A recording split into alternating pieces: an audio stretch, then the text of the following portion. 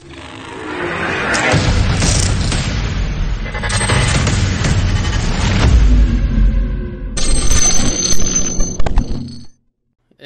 shows us as live. We're live. Hello, friends, and welcome to another episode of Breaking Star Wars News with myself, Thaddeus from Going Nerdy, and the Nev.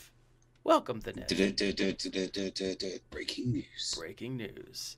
As or when it happens.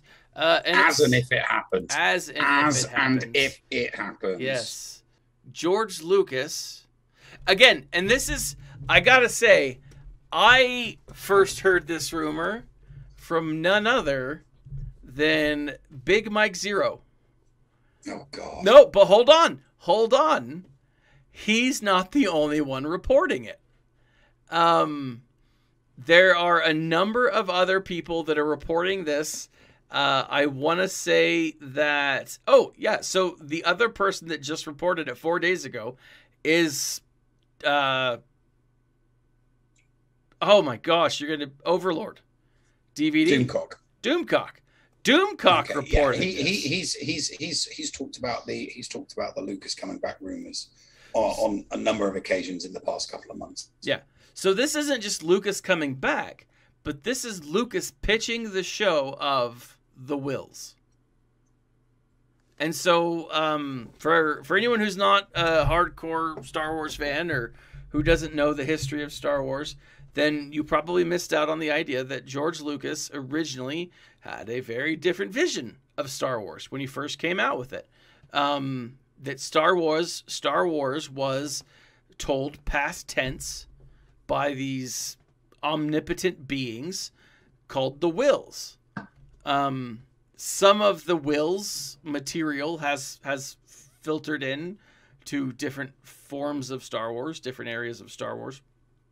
We saw it in a little bit in Clone Wars, right? We've seen a few different books of it.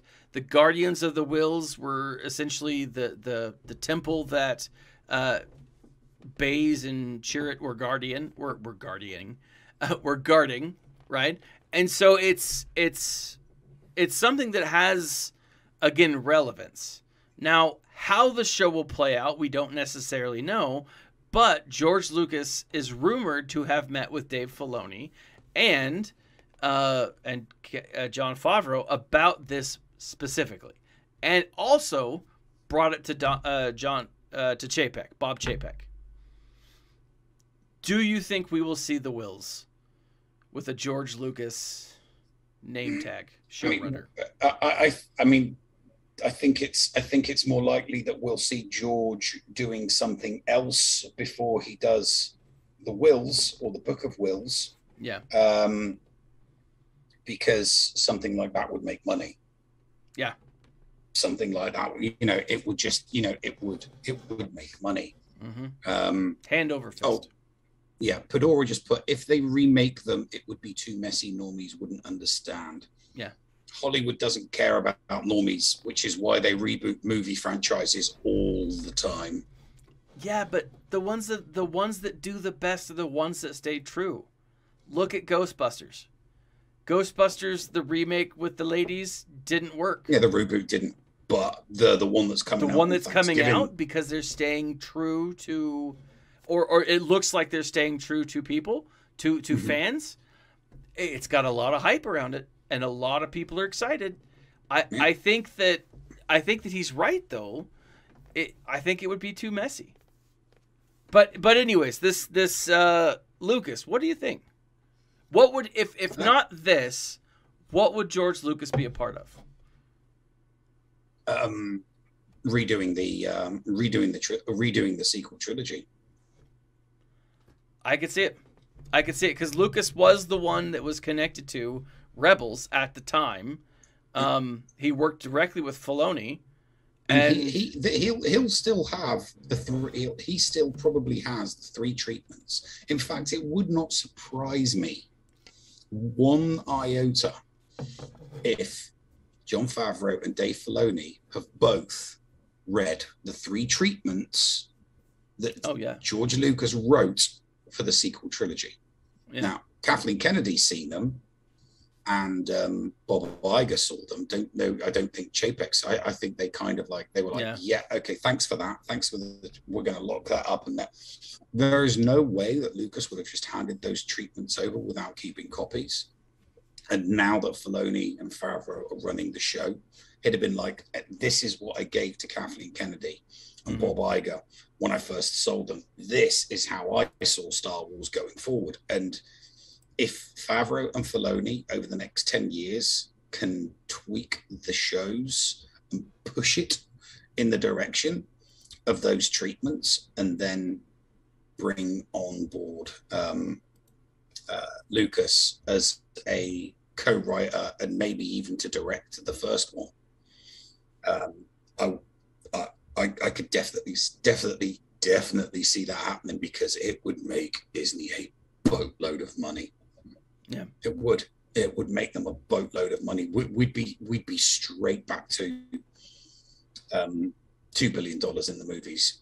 Oh yeah, absolutely. Because but give it 10 years from, I mean, people should be treating COVID like the flu now. They'll definitely be treating COVID like they treat the flu 10 years from now. That's for sure. Sure.